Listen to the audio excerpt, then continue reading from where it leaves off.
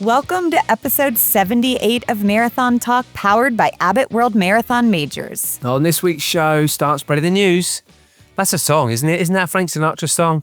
We are all about the TCS New York City Marathon as we're joined by race director Ted Metellus to give us the lowdown on preparing for the last major of the year. Start Spreading the News is what they play after the cannon fires on the Verrazano Narrows Bridge in New York, if you remember from a run there together. I'm not going to start belting out into song, but we have a roundup of everything that is happening in New York on race week, from the pop-up stores to the shakeout runs. We have you covered. And we'll also have news from Major's candidate race, the Sanlam Cape Town Marathon. After their race last Sunday was forced to cancel due to high winds on the course. We'll have more reaction to that in the show. But before we get on to that, the show this week is brought to you by the Wahoo Kicker Run Smart Treadmill. The Kicker Run offers the freedom and form of outdoor running at home.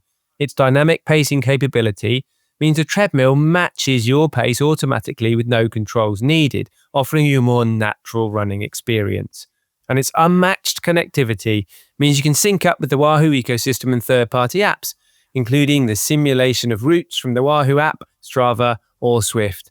Marathon Talk listeners can get a free Headwind Smart Fan worth $319 or £229 when purchasing a Kicker Run from wahoofitness.com using the code RUNTALK at checkout. What have you been up to, Martin? I have been running, but rather badly. Do you know what? I think I've said this before. I'm quite a seasonal runner. You get moody. I feel like everything hurts for a bit, and it takes a while to really get me into winter running. So I've been running a bit poor. I've been trying to nudge that up by forcing myself out for a 10-miler on a Monday morning, actually, I think I've mentioned this the last couple of weeks in a row, with my wife, Liz, who runs away for a little bit, and then I spend 5 miles feeling sorry for myself and then 5 miles trying to catch her up. And today we went for our Monday morning run, and we ended up doing 4 miles and coming home because we were both annoyed and it was raining. But you guys shake it off so quickly, like that annoyance. I feel like you're a good role model for me and Andrew, the two of you, because you shake it off quickly. Annoyance with each other, or just annoyance generally? Or annoyance? No. Running. Yes. It stops at running. I feel like it's just the running part. Why? It's something that we all love to do. Why can't we do it together? It doesn't leak into the rest of our lives. I tell you what else we've been doing, and I think we've got this in common. I've had a tooth out. Darn it. I had a wisdom tooth taken out, which is my first experience of a tooth extraction. Haven't you had the same thing this week too? I have my only cavity, and I didn't even know I had it. The dentist is like, you have a cavity. And I was like, okay, so let's take care of it. That was 2 years ago. The tooth has given me problems for 2 years. They just yanked it yesterday. So I don't believe I ever had a cavity. If there's any dentist out there, tell me if you've heard of this. I didn't have a cavity. He wanted my money. He gave me the cavity. Here we go. This is another Dr. Spring moment. It's a conspiracy. And I only had problems with that tooth after he worked on it. So I'm a little bitter. I brought mine home, made it into a necklace, gave it to the kids. No. Oh, you did it. Merry Christmas. Happy Halloween. The Sanlam Cape Town Marathon was due to take place this weekend, was looking to earn its second consecutive pass in the Major's evaluation process, which would have meant it could join the series next year. However, due to severe gusting winds overnight and into the early hours of Sunday morning, organisers were forced to cancel just 1 hour and 15 minutes before the scheduled start time. Ouch, you probably saw a lot of that reported on social media. A little bit more about some of the positives that maybe emerged from some of those celebrations in a moment. But first, we're joined by Abbott World Marathon Major COO Danny Coyle, who's been fully briefed on the events of the weekend. Danny, sounds like a really unfortunate situation that Cape Town found themselves in. Yeah, it's absolutely gutting for their team and for everyone involved. You know, so much hard work, so many years of hard work really have got them to this point. You know, they joined this process in, I think it was 2021. They didn't get a pass in 22, didn't get a pass in 23. And then last year, you know, all of that hard work culminated in their first pass. And so this year they were looking to put the cherry on the cake and get that second consecutive, green light of all those criteria. And from what we understand, they were from the team who were there. They were on course. Everything looked fantastic, and they just had to deliver an event to the level that we knew they could. And that opportunity was taken away by some nasty wind. Decisions like this are not taken lightly. And you have a very clear, adverse weather contingency plan that you would expect a race organizer and those surrounding the event logistics to put in play hours before. It's not like they wake up, pull back the curtains and go, oh, it's a bit windy, let's can this. Yeah, that's it. And they are a major event, in terms of the size. You're absolutely right about that. And their procedures were all in place. But I think, as I was in a meeting with the team, Clark Gardner, the race director there, all of our Abbott World Marathon Majors race directors, our CEO, Deena, we came together yesterday, those of us virtually who weren't there on the ground with them. And Clark took us through, his timeline and the things that had happened. And one of the things he said was, we had every controllable under control, but you can't control the uncontrollables. And we've heard Kerry Pinkowski in Chicago say this a number of times. The one thing we need to rely on is Mother Nature.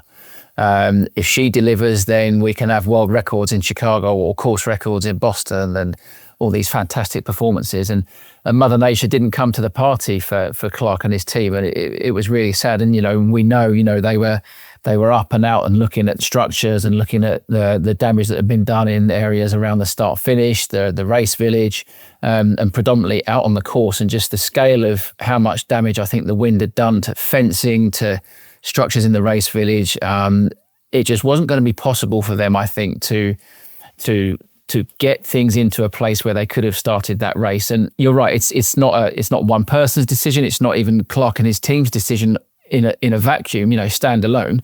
You've got city officials, you've got all the safety experts, you've got the risk analysts. All those agencies have to come together to make this decision. And unfortunately for the 2025 Sanlam Cape Town Marathon, it just wasn't going to be possible this year. So, upsetting for them and obviously for the runners. I mean, my understanding was that, the wind gusts were the major contributor, the gusts of wind rather than a persistent wind speed, and all the infrastructure for an event of this size is, it's stringently assessed for safety standards. And once those safety standards become, potentially compromised, so, the infrastructure lacks the integrity that it needs to house the runners safely and to cope with the volume and demand of the spectators and the everything else that surrounds the event, which we must remember, events are not just for the runners. You've got the safety of the spectators and the people watching and the traffic measures and everything that goes into play in a big city. And if you're looking at an event where the integrity of the course and the infrastructure, perhaps at the start and finish, has been severely compromised, and you're in a position where you are racing against time to try and rectify that, which is partly perhaps why I think, look, an hour and 15 minutes before a start time is pretty late to make a decision. So, perhaps that's why, because the efforts were going into play to try and keep making it happen. Yeah, I think you're right. I think, from the organisers' perspective, they would have pushed on every door and they would have tried every avenue to see how is it possible that we can deploy our contingencies to get this event across the line.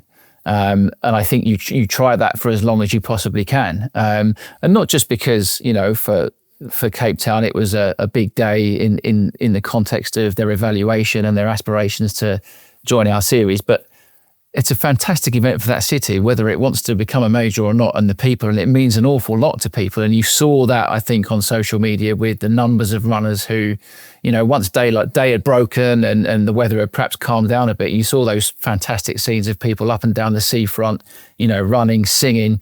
And and you saw that running community do what the running community does, and that's what the race means to those people. So I think it was only right that they tried, and they tried their best, and in the end it just wasn't to be. And there was a few questions afterwards, of course, because look, like if I'd bowled up and I travelled to Cape Town and I was hopeful for a run and then I didn't get to run, I'd be pretty disappointed, and one of the things I'd be hoping would be maybe I'd get to have another go.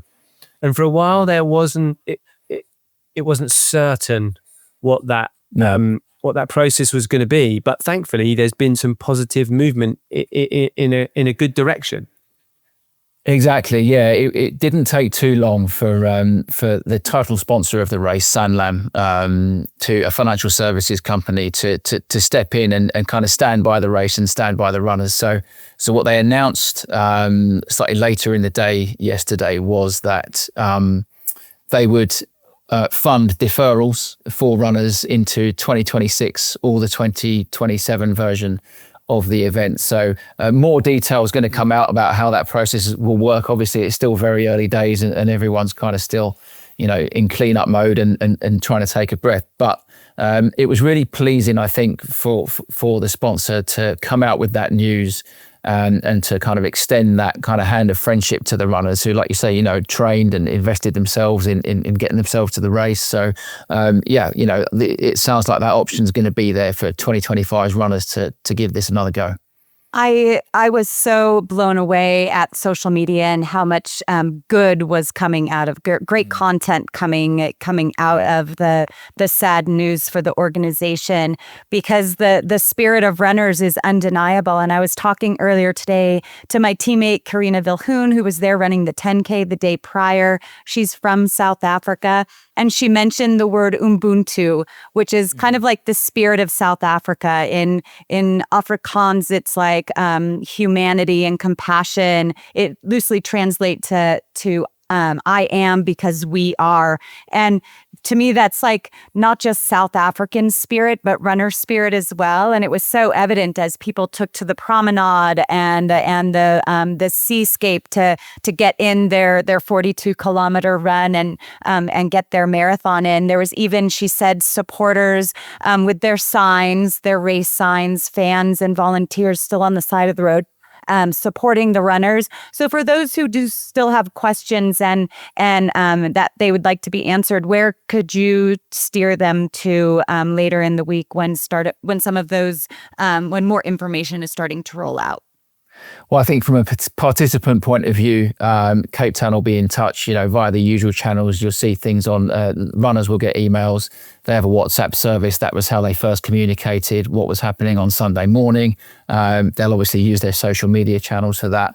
And for us as Abbott World Marathon Majors, we'll make sure that any steps we need to take in the process to support them, that we'll be communicating those out on those channels as well. But Deena, I want to pick up on that, what you said about, seeing that togetherness and that spirit come out, and one of the other sponsors of the race, their official food sponsor, Woolworths, I think it is, obviously a lot of food is supplied to a race to feed runners, before the race, during the race, at the aid stations and afterwards as well. So what happens with all of that in a situation like this? Well, they've taken it and they're using that to feed community groups in the city. So, the fact that none of that is going to waste and they've acted so quickly to do that.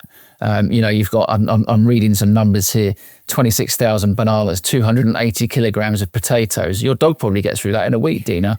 10 kilos of dried fruit. All of this stuff now is being used for people who need it. And I think that's another, out of a sad situation, a really good thing has come out. And I think that kind of speaks to the spirit of this community. I mean, Danny, you spoke briefly at the beginning of the conversation around, Cape Town's building towards assessment around World Marathon Major status, and a lot of people might be wondering, hey, we were thinking maybe, we might have another event to chase. Like, are you able to update us on where that kind of thinking is currently? What's involved now?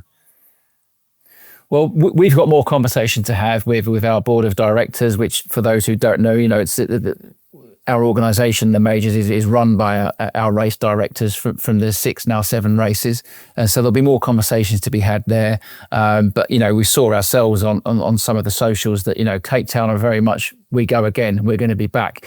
And the good thing for them is that they're going to be back sooner than most people would usually happen. Their next marathon, they've already moved the 2026 event to May the 24th next year. So it's not that far away.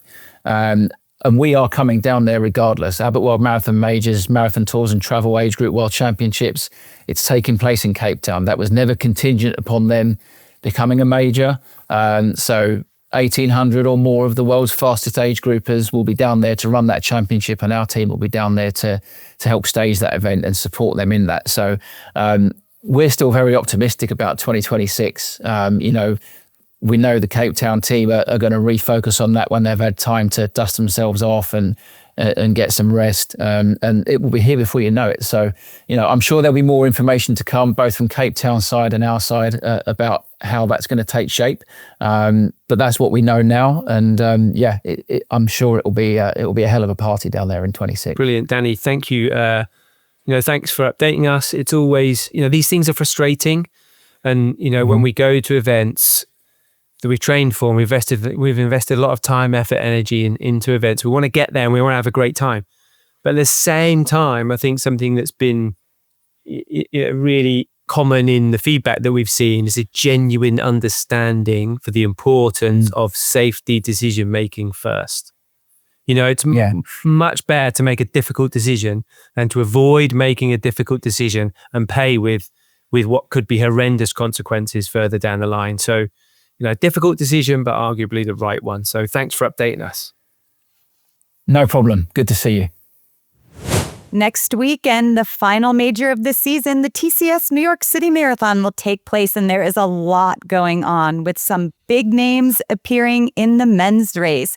The big hitters are defending champion Abdi Nagai of Netherlands, but he'll have his work cut out for him to repeat his victory from last year because the field contains a former New York City champion and 2-time Boston winner Evans Chebet, 2021 New York City winner Albert Carrier, 2024 London winner Alexander Matiso, and 3-time major winners Benson Kipruto. It is a stacked field, and we have to mention the great Eliud Kipchoge, who will be aiming to compete for his 6th star in the Abbott World Marathon Major Series. What an exciting time.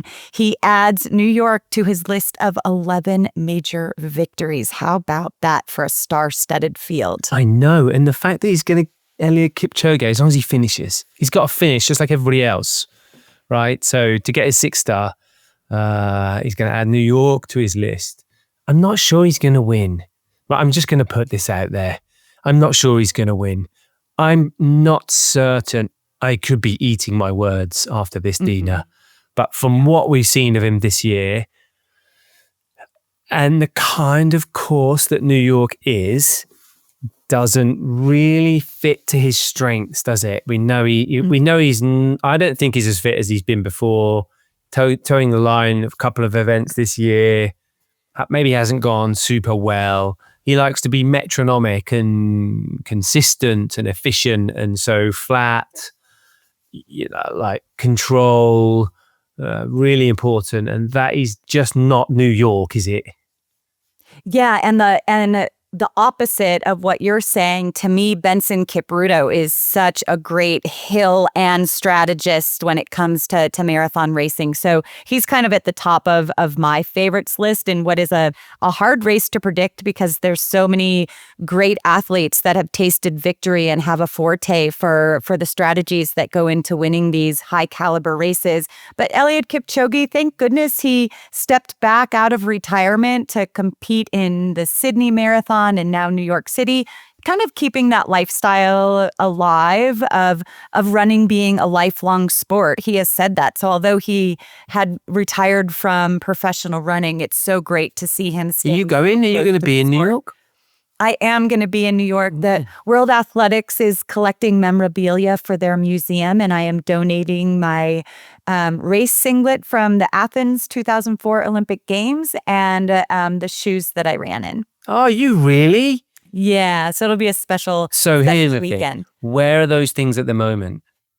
I mean, they're sitting right here because they have to leave. Yeah, soon. but come on, are they like in the presentation box that you've got in your trophy room? No, they were in a tub underneath the house. Oh, So I had to like tap Andrew on the shoulder and be like, could you crawl into the space underneath the house and get this box out? and do you know what World Athletics are going to do with those things? Are you having like, is it a formal thing in New York where like athletes go and sort of say, here's something which is amazing? Have you got to do some sort of formal handover? Yes, it's a presentation. Half of the presentation took place in Tokyo at the Like you gave them one shoe? championships.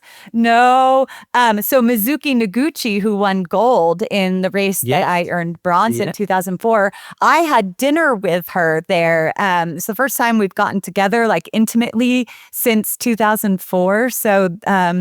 So it was just really wonderful to catch up with her. She's a DJ. She is so super cool. I totally enjoyed my time with her. She was super fun. And so she donated some items to the museum. And there's a group of us, including Joan Benoit Samuelson, who will be at the event in New York City to pass on some. I think she's donating. Joan Benoit Samuelson is donating her American record from Chicago, her singlet that she wore there. Hey, that's some memorabilia. I wonder if any of this year's New York City women's field will be donating in the future, because it's pretty impressive.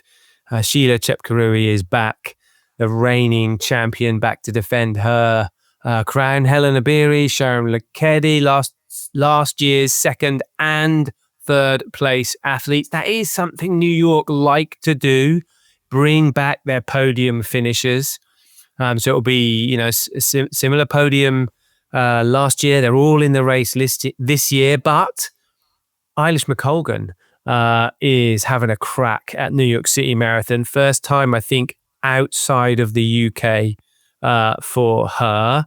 But of course, we have to mention Abbott World Marathon Major Series champion and Olympic champion Sifan Hassan, who is making her debut in New York. I am very excited about that.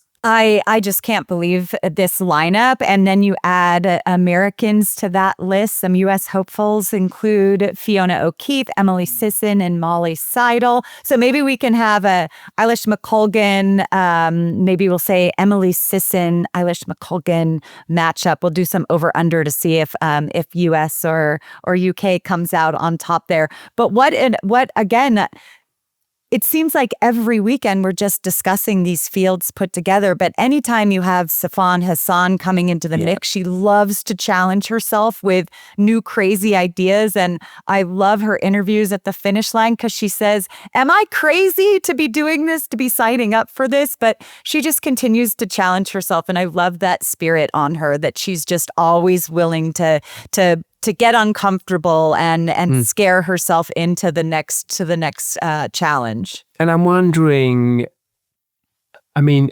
let's look at the course in Paris, right? So, of course, Olympic champion, Paris was a difficult marathon course, right? Sifan Hassan won that race. New York is unlike the other majors that she's done, but not necessarily unlike the demands of the Paris course. So I wonder if, we've seen Hassan win on relatively flat, relatively fast courses. This is not that, although we've seen her win on an undulating course. But New York's different. And we say this all the time. New York is very different. Of course, you and I ran it last year together. I held you back. You kept me going the whole way. But, I wonder what that will mean for Hassan. How will she approach a race which historically is full of uncertainty? Right. Because of the cross-country style of running that is the New York City Marathon. It is a course that does beat your legs up a little bit, but not only is this going to be a new challenge for her, but but she seems to respond to those challenges so well. Like when she talks about that voice in her head saying, "Am I crazy for doing this?" She talks herself through the next mile. I mean, she gets there. She always rallies above those kind of like demon voices that we sometimes get, those dark voices in the later stages of the race. So I'm super excited for this matchup to begin. As we have seen in Cape Town, we could have a lineup like this on men's and women's side, these epic athletes coming together in like Clash of the Titans kind of way. And it's all well and good, but if Mother Nature has other plans, who's the person that makes this call? We found out in Cape Town, it's not always one person, but one person kind of directing all the calls taking place. In New York City's case, that man is Ted Metellus. Born and raised in the Bronx, I had the pleasure of catching up with him last week as he prepares for next week's TCS New York City Marathon. Here's what he had to say. What a conversation. Ted Metellus is the race director of the TCS New York City Marathon and the vice president of events for New York Roadrunners, the organization behind the world's largest marathon and about 60 other events around the city throughout the year. When he's not managing thousands of volunteers, coordinating 5 boroughs, and making sure the city runs on marathon day, Ted is an advocate for the sport and a passionate voice for what running can mean to individuals and communities alike. Ted, welcome to Marathon Talk. Thank you, Deena. It is great to be here with you. I'm honored because I'm following in the footsteps of some pretty amazing guests you've had. So hopefully I can keep up. Oh yeah, you're the top of the list though, Ted. I just feel so grateful that you're giving us time right now because life has to be a little hectic. What is it like for you and your team 2 weeks out from the main event on your calendar? Well, Deena, I equated what we're doing at New York Roadrunners and what our overall teams are all doing leading into the TCS New York City Marathon is no different than what our runners are currently doing right now. They're in the taper mode. You know, they've put in all the work over the last handful of months to get ready for what will be a great day on November 2nd. So I have a mantra at the team, you know, knowns versus unknowns. You plan for the knowns and you prepare for the unknowns. And a good coach, a good teacher, a good leader will always tell their athlete, their staff, their team, you know, you plan for the knowns, you get yourself ready for the variables that you know are going to come, and you prepare for the unknowns, the curveballs that might get thrown at you, and always leverage on those things. One quick thing that we would just chat about recently is, and the thing that is 40% of my stress, if you may want to call it, is the weather.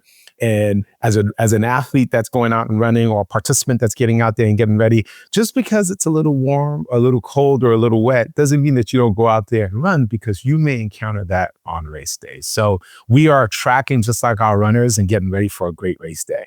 Yeah. So although you're probably not tapering as in like sitting on the couch eating pretzels, like some carbohydrates, you're planning for those unknowns and just getting ready to troubleshoot all that you worked for. It's a year-round job that you have planning this event. It is a logistical marvel. It's just the operations and it would surprise.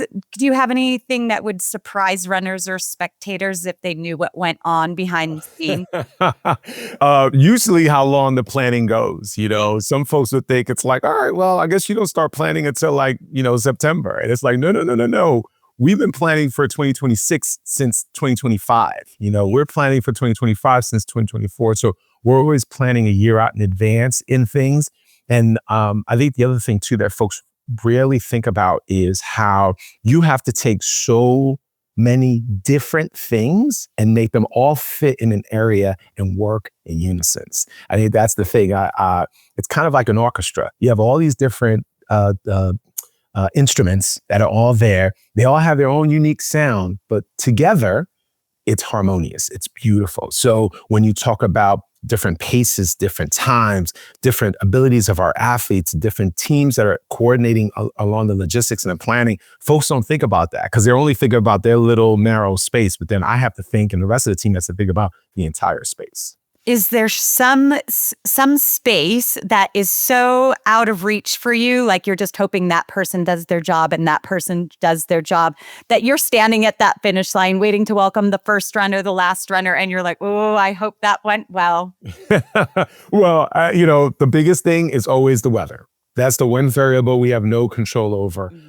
What I think is really fascinating, Deena, and you and I haven't had a chance to really chat about this when we get to see each other at the various majors, when you're out there running these races and engaging with the community at large, it's just how different the running behavior has changed over the last, 10 plus years. And I think a large part of that is because the audience has changed as well. So there's so many more first timers and nuanced athletes that are getting into the space that versus runners, of 10, 15, 20 years ago that really knew what went into running a marathon, running a half marathon, and all the other moving pieces and parts that's there. A lot of folks just show up.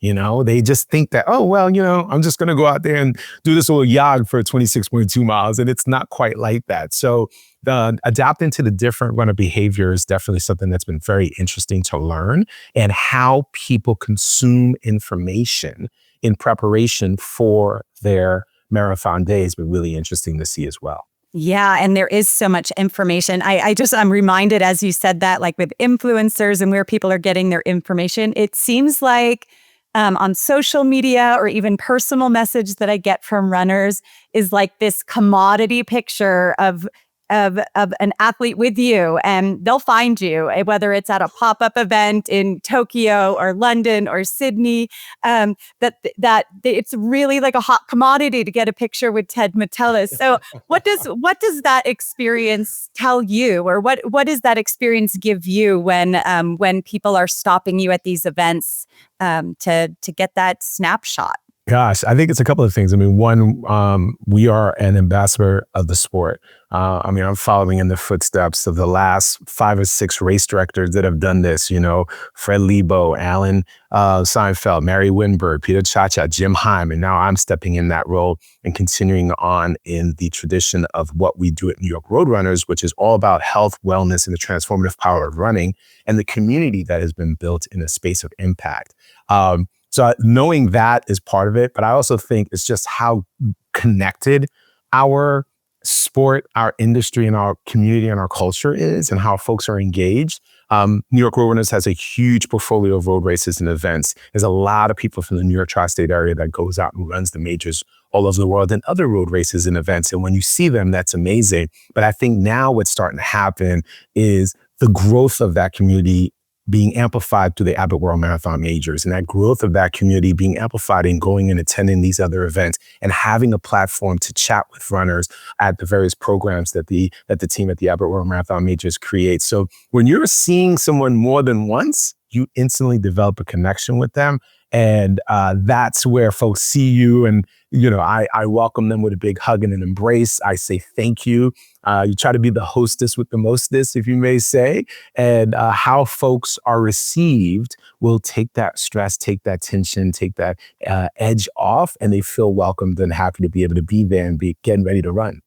Yeah, I think it was the great Maya Angelou who said, people forget what you did and forget what you said, but they'll never forget how you made them feel. And you certainly walked that mantra. And you're at all the races showing equal enthusiasm. And you always talk about the marathon being more than just a race, that it's a celebration. And so if we're looking at this year's TCS New York City Marathon, what does this year's marathon represent to you? Wow. What it represents is the continuing growth and diversity of the running community that we see, the engagement of running, the why people run, and how it may be 55,000 plus people that have different whys.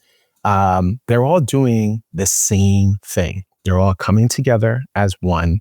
They're all engaging in this one activity, and they're all supporting one another for the next, 26.2, 42K to get to that finish line. So that's always something that really fills my heart, but also needs to be communicated to realize how much we have in common and how connected we all are by doing this here. So it's going to be a beautiful and magical day. We have incredible ambassadors that'll be out there running with us. An amazing Grand Marshal, which I'm biased to, CC Sabathia, who was just inducted into the Major League Baseball Hall of Fame. So Yankee pitcher, he pitched at Cleveland as well. But we're excited to have him be a part of the marathon and show the diversity of the marathon. And we got a couple of real fast runners in the front that'll be out there too, one of which is getting his 6 stars. So that we'll chat about in a moment. But I think the celebration of all our athletes from first to final and the magic that New York is all about is something that, whether you've run this for the first time or you've run this, 14 times, is something that never changes and totally excites you. Yeah, it seems like when you're in the city on Marathon Week, which it's now not just Marathon Sunday, it's Marathon Week, there's so many events going on every corner, turning your head, and someone or something is being celebrated. And this year's event, the New York City Marathon, will also be hosting the Abbott World Marathon Majors Tours and Travel Age Group World Championships. That does not roll off my tongue very easily. It's a mouthful for sure. But it's an event that really welcomes a huge amount of international runners to the city, which New York is known for anyway. How excited are you to host this race as another dimension to celebrating that diversity in age and national representation? Yeah, we just had a city meeting where I was sharing with all of our agency partners in preparation for the marathon about the Age Group World Championship and what the significance of that is. Your fastest 40-plus-year-old athletes from all over the world that are coming here to have a race within a race, and what that's going to be, and being able to celebrate those athletes with a great pre-event photo, celebrating them at the finish line with their amazing medal, and then an amazing party that they'll have as well. But also really elevating the sport for this audience of runners in this age group and showing the can that exists in this space. We're honored to host it following after Sydney and following after Chicago. Next year it'll be in Cape Town. So, we're continuing to pass that baton of great customer service, great hospitality, great sports and logistics, and overall great experience. Yeah, and they really are the elite of their age. When you're looking at their performances, I'm always wowed when I look at the results each year after these championships. So that'll be fun for them to take part in New York. And you're known for balancing the elite competition with community participation. So how do you make sure the world's best and everyday runners are feeling equally celebrated at that finish line? Wow. It's, I think that's hands down one of the best parts of the event. I think the city of New York does a great job of cheering you on as you make your way over the Verrazano Bridge and into Brooklyn. You are wowed by that energy that's there from the first to the final. But when you get to that finish line, our team does an incredible job of really continuing to elevate what you just did and really celebrating the work that you've done. You can fully relate to this. Many of the listeners can relate to this, that all of the work was over the last 6+ months. Race day is your day to just showcase the work that you've put in. Well, when you approach that finish line and you're there and your arms are up in the air, that's that completion of that amazing cycle of the work that you've done. And it is incredible. We do a program called the Final Finisher at New York Road Runners. And now it's amazing to see so many other events that are now taking on this similar type of approach, where the same level of joy and excitement that we have when those top athletes come across the finish line. Do you know this? You kind of... I'm getting emotional thinking of that scene and at night in the park with the lights and the music. Yes. And it's so cool because the athletes, the participants that are out there moving and grooving for 10, 12 hours, don't know what to expect when they get there.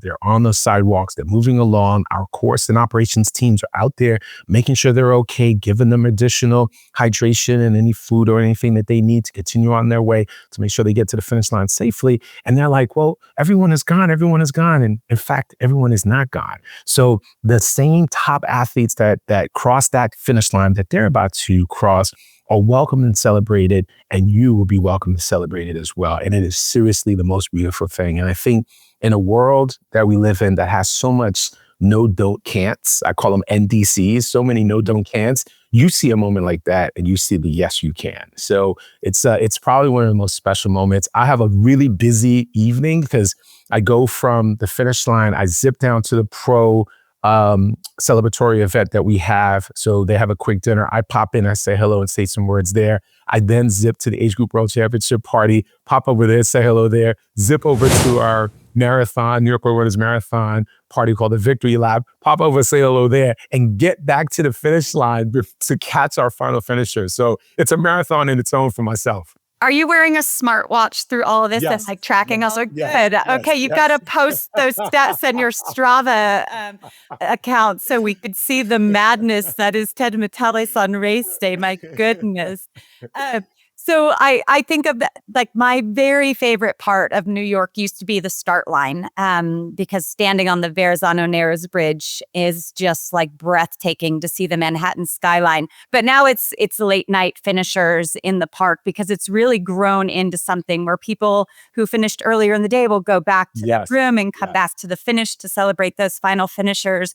For the runners lining up in Staten Island, whether they get into the park in the middle of the day or late into the evening, what is one piece of advice that you'd give them to make the most out of their race day experience? Wow, the most out of their race day experience, I will use something that Jim Hine, our previous race director, said. And he says, that's your day. Enjoy it. Head up and really soak it in. So there are moments that we have in our lives that are comparable to this. I'm not married, so I can't count marriage for myself. I mean, you kind of are to the marathon and to NYRR events. I mean, let's be real. I'm married to the job. You. I'm married to the job, and I may need to get committed. But what there are these moments that you have, whether it's yourself or someone else, that you have to pop your head up. And those are like graduations, whether it's yours or a loved one, a celebratory moment, a wedding that you are having, whether you're getting married or someone else's. You have to put your head up and really soak that in. And I've been blessed to have run the marathon twice. I ran New York in 2008 and I ran it in 2013. And there were vastly different experiences, but that's a different conversation. Because your first can either be the best or your toughest. Pick poison. Right. But the second time I ran, I put in all of the work in preparation for the marathon. And I started off and I ran with some dear, dear friends of mine who I trained with, which also added to the experience. And counting goes off, Frank Sinatra's playing, starts reading the news, and we're moving. And you could feel that energy that's there. And my head was down. And then I was like, stop, Ted, head up, soak it all in. And I popped my head up. And I'm looking at the Verrazano Bridge and I'm looking at the masses of the people that were there. So I grab my phone and I take a quick photo of that. And I put my phone down and continue cruising. I still have that photo as my screen photo on my phone to this day. And it is always a reminder of the big things that you can do, the hard things that you can do, and keep your head up, soak up what's going on. So that's the biggest piece of advice that I would tell any athlete that's getting out there to participate in the event is, center yourself, head up, and really soak in the moment that is there for the next, 26.2. That's such a great message because we can sometimes get so like insular with how we're feeling, what our watch is saying, like when are we going to have our nutrition on the course, and to just put your head up and absorb it is such a great message. Absolutely. So I'm going to go to a question that Martin asked me to ask you. All right. He asked if you could run with, since you were running with your friends in that first marathon, if you could run with any person in history, who would it be and why? Oh. You have to do the whole 26.2 miles together. Oh, man. So someone that you really want to spend time with, right? Yeah. It's funny. I mean, that same question was asked to Ilian Kipchoge. I call him EK. It's not like our little in-house name. It's EK. So that same question was asked to EK, and he blew the world away by saying Barack Obama. And I was just like, wow, that is so amazing. You have an athlete from Africa who's world class. Obviously, President Obama has roots there, but it was so amazing and profound for him to sit there. So I'm not going to say Barrio. But who would be really, really, really amazing to do the 26.2 mile journey with, whether they were able to physically run it with me or if I did it, and if I was able to push them. And it's interesting because it's just hitting me right now as you said this. I do it with my mom. Oh. Or my dad, either one of my parents, but I would love to do that with them because imagine being in a position I've been with Roadrunners since 2001. I've worked for the organization, I consulted with the organization, I left, I came back. In 2018, I became race director in 2021. So I've seen so many things move around. And the marathon meant so much to me on a personal level because it was the first time that my mother understood what it is that I did professionally, because my mother worked in housekeeping in New York City. And she knew that the end of October going into November was one of the busiest times in New York hospitality. And all of these people would come in from all over the world, and they were so happy and so positive and so kind, and they'd leave tips and all this other stuff. So when I told my mom in 01, hey, Mom, I'm going to go work for the New York City Marathon, it clicked to her because I had been working other major events here, there, and everywhere. But that's when it said, oh, now I know what you do. You are a part of something special. You're a part of something great. So how cool would it be for me to be able to do that with her and have her see that? Because my last marathon, she waited for me at the finish line. You know, so she was sitting there, right? You got a little bit of inside hookups after having some legacy in the organization. And this poor, sweet woman sat there at the finish line for me as I finished. I think, was it my first or my second? Either way, all I know is I crossed the finish line. It was my first because it was the tough one. And I knew I had to finish. I mean, I had to finish, but I knew I had to finish because I had somebody really special waiting for me. And there's a really amazing photo a dear friend of mine took of me and my mother embracing at the finish. And, you know, I care for it and hold on to it very dearly. But yeah, long story short, I apologize. If I was able to do the marathon with anyone in this world, I would do it with my mother. Yeah, because you share that special bond of fall in New York City being such a special time of year when happy runners file into town and have their economic impact. And so we'll just shout out to the Bronx where you were raised because the race does go through all 5 boroughs. And so how do you feel that the marathon's role, what is the marathon's role in inspiring future generations of runners in New York City and beyond? Well, it shows the can in a lot of cans. And I've physically run past people at other races that I run. I'm a big fan of the half marathon. Deena, let me tell you a little Ted Metellusism right here. The marathon is a marriage. That's a commitment. Half marathon is dating. You can just pop in and pop out, okay? You and I can go out right now in flip-flops and do 13.1. Don't recommend it, but we can do it.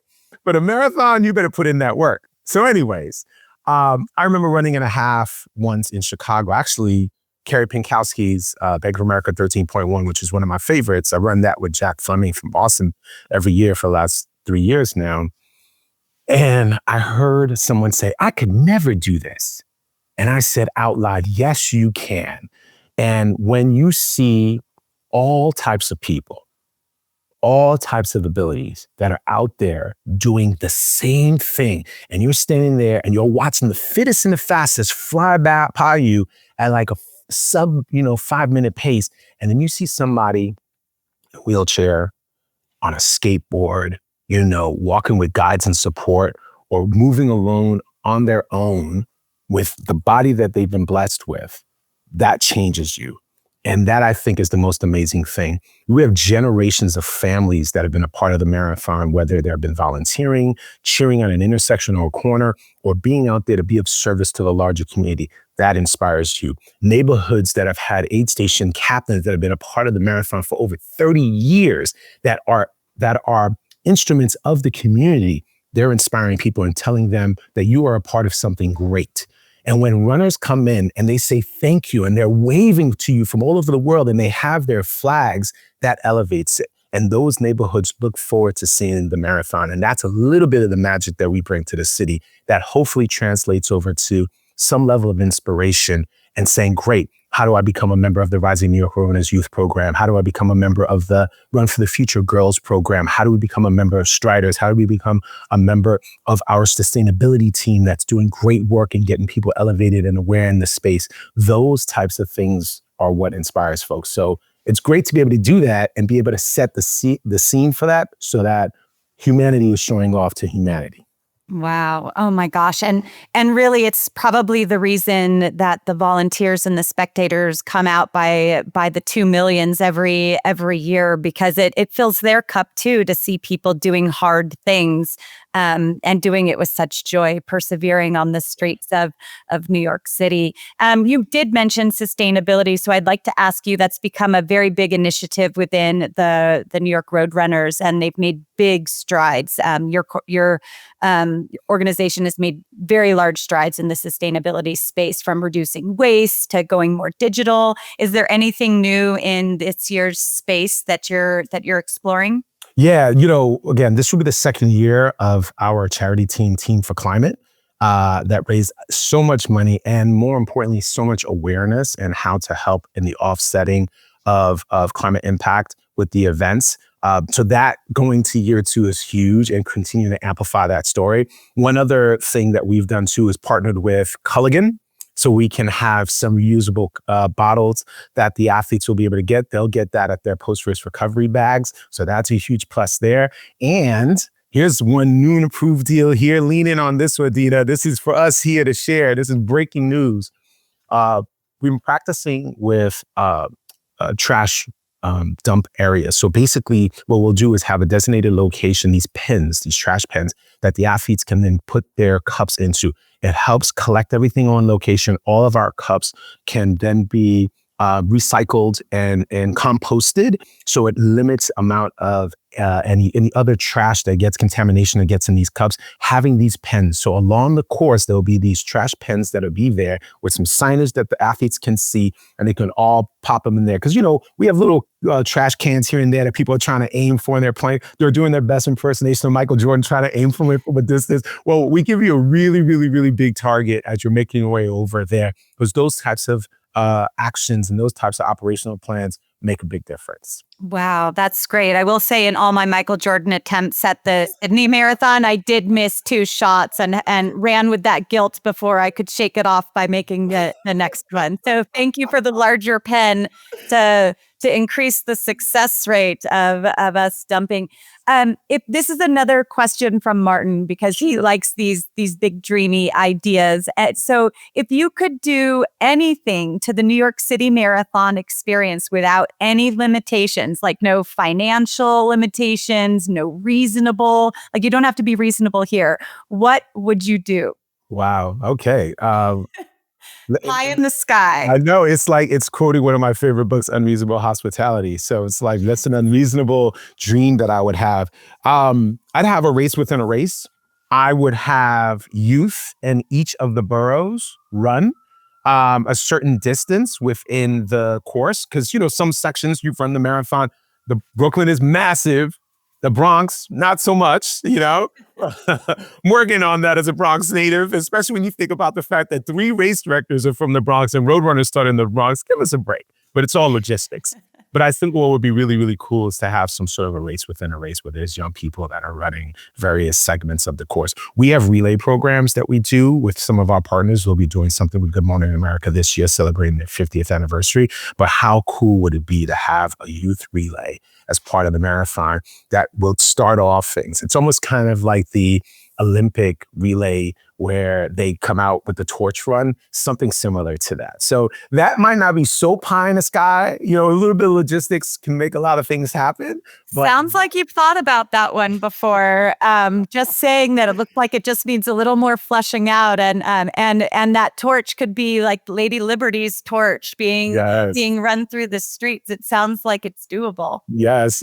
But that just popped into my head with various ideas. But getting the city to come back and be a part of it is huge. I mean, Deena, fun fact for you, next year, 2026, will mark the 50th anniversary of the Five Borough Marathon. Oh, wow. So the very first time you ran and started in Staten Island was 1976. So the team's been working really hard on some amazing storytelling and sharing and some really amazing programs for next year. So we'll have to get back together again next year and chat a little bit about that. Wow.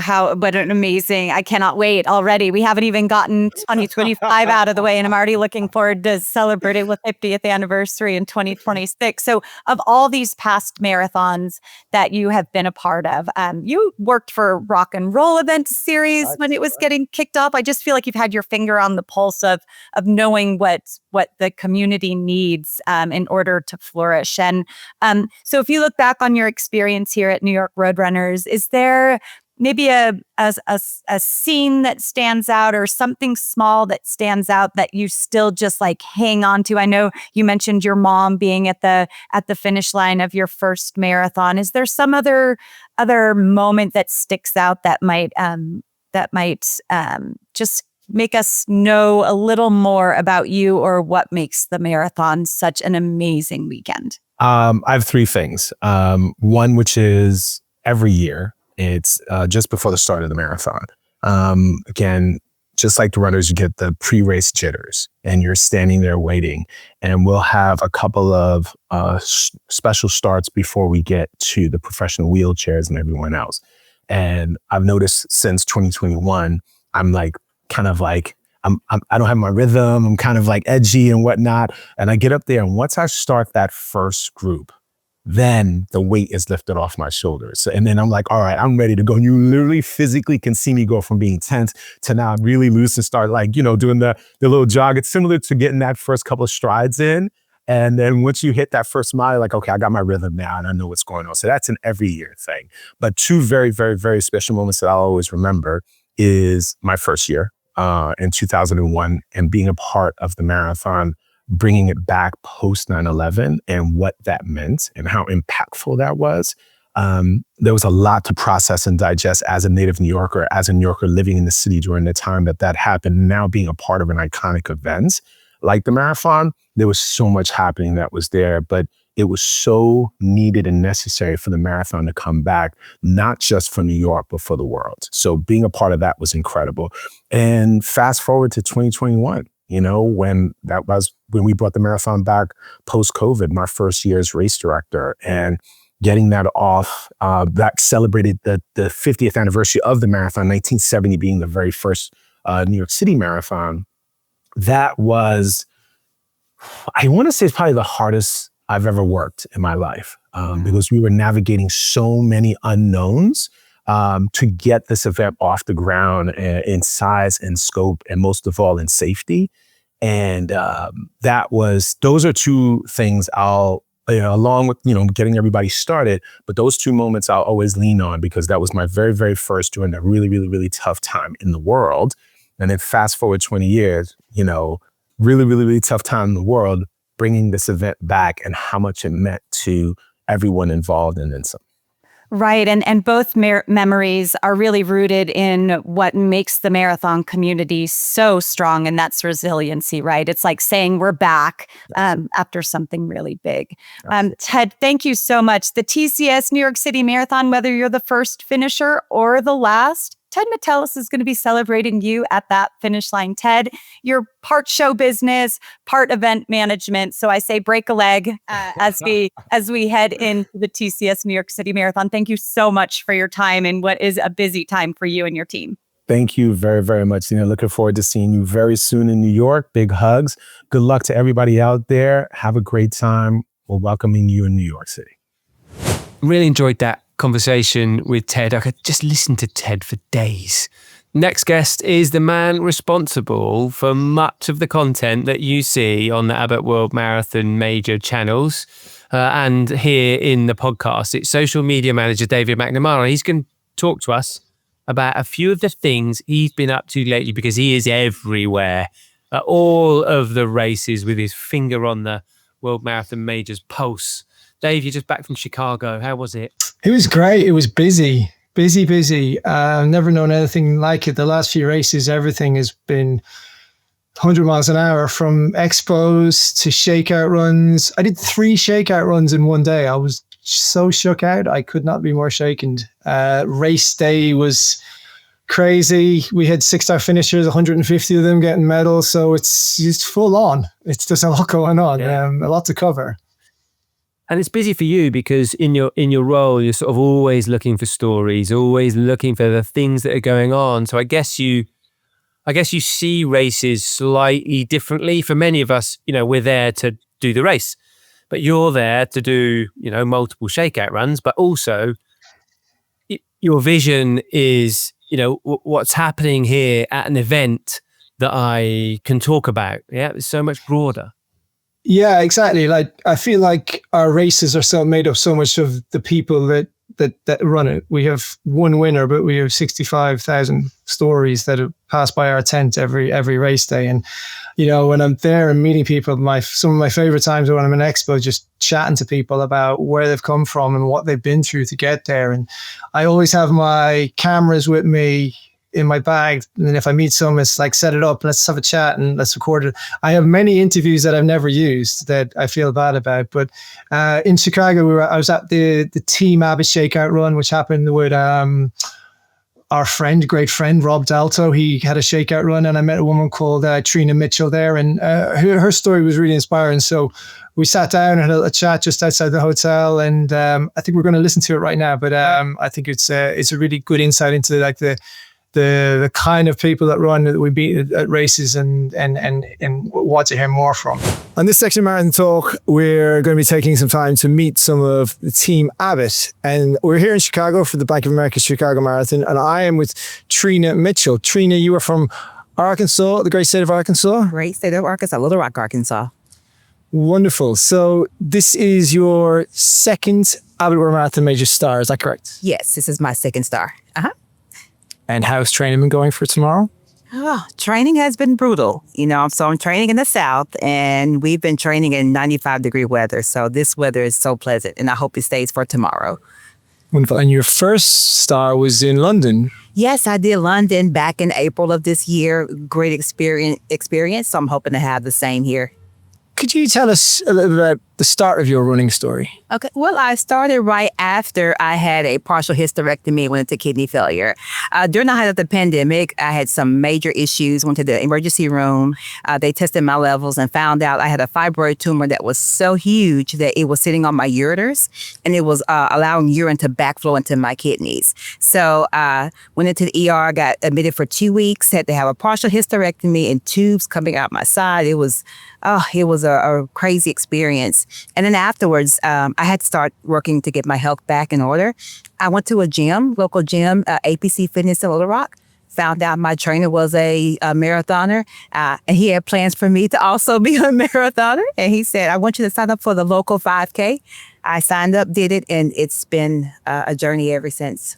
Now, tell us how running has impacted your health. You've obviously said, you had those health issues, and then you've found a healthy lifestyle, and it's grown on. But tell me more about maybe the changes that it's made to your life from physical, mental, social elements that you weren't expecting it to be. Yeah, that first year was difficult. I was about 280 pounds trying to run. And as I kept running, my run group back home, 501 Soul Runners, we would run twice a week. And as time went by, I noticed that I got faster, the weight started falling off, and I'm now almost 100 pounds because of it.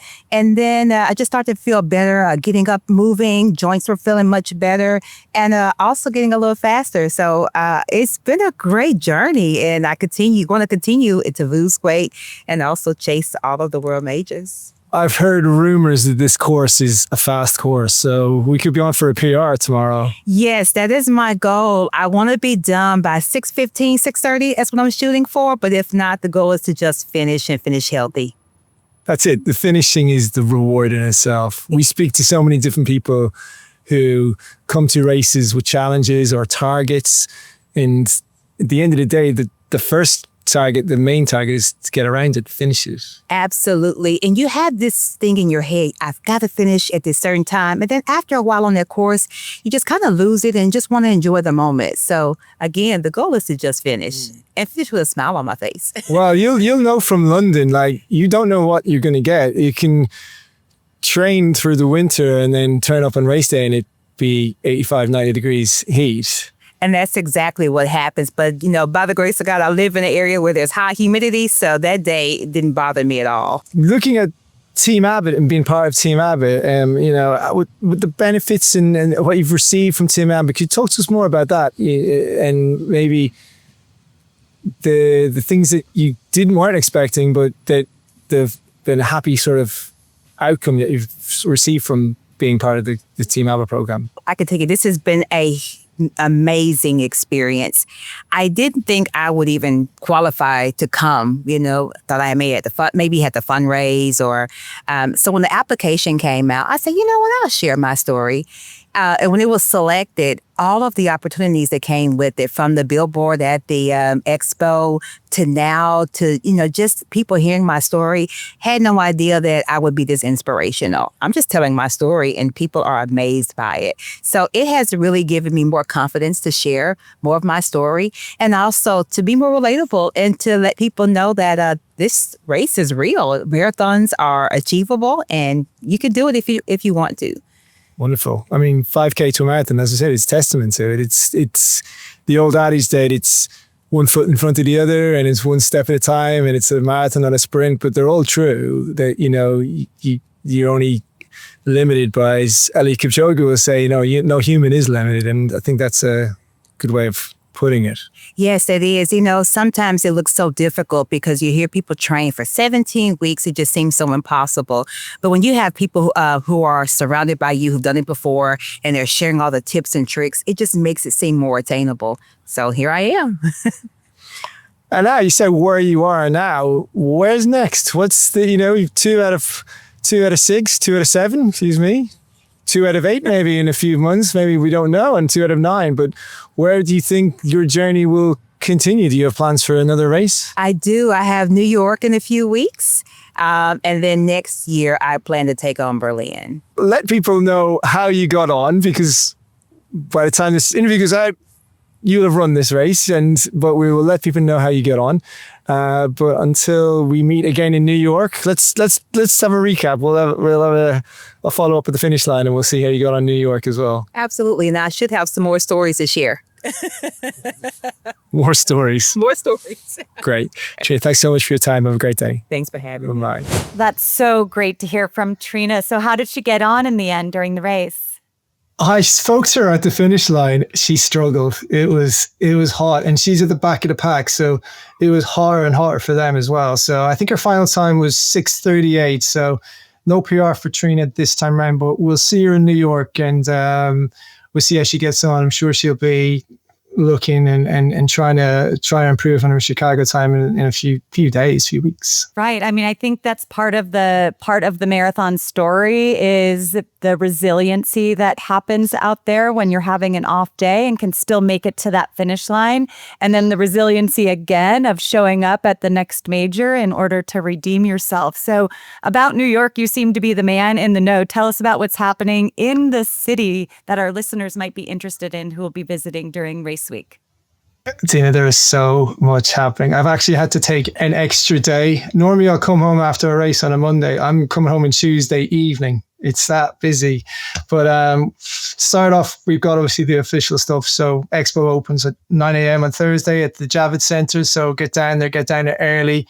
If you're into like opening ceremonies and you want to kind of get more of a feel of the race, the Parade of Nations happens around the finish line on a Friday at 4:30. So that's free to go down. It's on, I never know the number of the streets, but if you go to the Columbus Circle at Central Park and just follow the directions up there, they have a member from every nationality that's running on Sunday will be carrying a flag. Plus we'll have 6-star finishes there.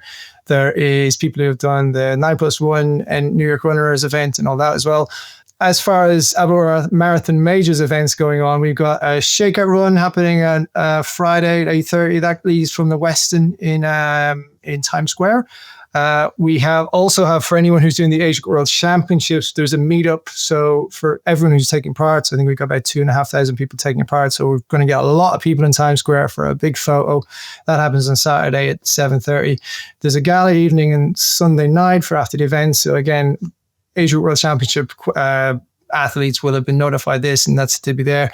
And then finally on Monday at the Westin Times Square, there's a Medal Monday event. So for anyone getting a 6-star medal, we're inviting people down to the Westin in Times Square. This is a ticketed event. It goes from 9 to 11, and I'll leave a note in the show notes, but it's really worthwhile. It's a chance for you to meet all the people, wear your hardware, wear it proudly. We know 6-star finishers love to wear their medals. Deena, I mean, you're always wearing your medal when I see you off screen. So, that's just the way people, on Medal Monday, that's where they are. And then finally, I have to go through all the brand activations that are happening because, I'm in race cities every week and where they're happening and to see so much going on and I get invited to them. So Hoka have got a free medal engraving at their Flatiron branch on 172 and 5th Avenue. So when you get your medal on Sunday, go get it engraved on the Monday. Tracksmith, they've got two locations open Wednesday through to Monday. The Track House in Brooklyn and the Soho pop-up store in 262 Mont Street in Manhattan. In the Track House as well, there's a new women's magazine launching. It's called Run Her. So they'll be launching and you'll see them around the city all next week. So they have a panel taking place in the Puma store on the 5th Avenue. And the Track House event happening at the Tracksmith store. That's the thing as well. And then speaking of panels, I got to give a shout out to my buddy Raz. He's doing speaking at a panel on Wednesday night. So that is the 29th. With Laura Green and Lydia Keaton's their first timers night it's a night of storytelling and celebration of the New York City Marathon and first time marathoners. It's taking place at Union Hall in Brooklyn. So I think there's still some tickets available. So if you're in town on Wednesday and want to hear people talk about running the marathon for the first time, I strongly recommend it. Finally, the Strava pop-up store is happening 1865 on Broadway. So they have a full calendar of events. I'll put a link to where that is on the website. But the things that popped out for me is in the Shakeout Run on Saturday. The Strava Shakeout runs are huge. There's about 250 people. And if you want to meet runners, it's a great place to meet runners. They got Ben Parker and Colleen Quigley are going to be leading that. It's lots of fun. At 3 p.m. on the Saturday, they're doing a course preview. So if you're in the area, learn more about the race, about the course, where you'll find, fluid stations, where the hills are, where the bridges are, how much further before you start to cry, that sort of thing. And then they're doing race day portraits on Sunday and Monday. So go down there with your medal, you get your portrait done. And as I said, I'll put as many notes as I can into the show notes. And so you can kick the links and buy and whatever's available. You can make the most of your time in New York City. Wow, that's quite a lot, Dave. Sounds like you are going to be like one busy runner trying to get around all those different locations. You need multiple like mini Daves, so we can just send you off into all these different locations. Have fun while you're in New York. Enjoy yourself. I always do. Anyway, let's wrap it up there. Speaking of social media channels, Dave, do you want to do the sign off? Don't forget to subscribe on Spotify, Apple Podcast, all your favorite podcast platforms. You can follow us on social media, social channels, search Marathon Talk on Instagram, Facebook, and TikTok, and give us a follow. Boom, look at that. You'd think he's done it before. Deena, you will be in New York City, not running, unfortunately. I will miss your company greatly. I'm not there. So, have a lovely time. What else is happening? I'm so excited. I think Dave's going to beat his shakeout record of 3 shakeout runs in a day. I think he's... I'm looking forward to his eldest impression when he's on next time, having been all for cup. I'm so excited. I think one of the things that I'm excited about is something I didn't even get a chance to talk to Ted Metellus about because there was so much to cover in our short time together. But on Saturday during the shakeout, or not the shakeout run, Saturday during the 5K, all of the 7 Abbott World Marathon Majors race directors are running together. Or I wouldn't say together, they're competing against each other, let's be honest. So Ted will not be running because he's a little busy, but Rob Simmelcare, the CEO, will be running in his place. But that's going to be a really fun competition within a competition. Just one of those storylines that's more internal, be a fun one to look out for. Awesome. What will you be up to in this build up to New York? Do you know what I'm doing? I'm not going to be in New York. Instead, Deena, I am going to a really great friend of mine's great big family Jewish wedding, and we are gonna have a right old time, and I'm dead excited about sharing 2 friends' special day. So hopefully I'll wrap some running around it as well, but I'm looking forward to it. You know what you're going to be doing? You're going to be running around as the music is playing, and you're going to be having the groom in a chair above your head, and all the women are going to be outside like, I hope they're strong enough to support him. It's going to be quite a party. Enjoy the wedding. I'm fully tuxedoed up. My wife's got this beautiful dress. So, we should have a fun time. Hopefully a little bit of running too. Wonderful. Well, wherever you are in the world, stay tuned here on the podcast for all the happenings around the world in the marathon major scene. And until next time, enjoy the run wherever it takes you.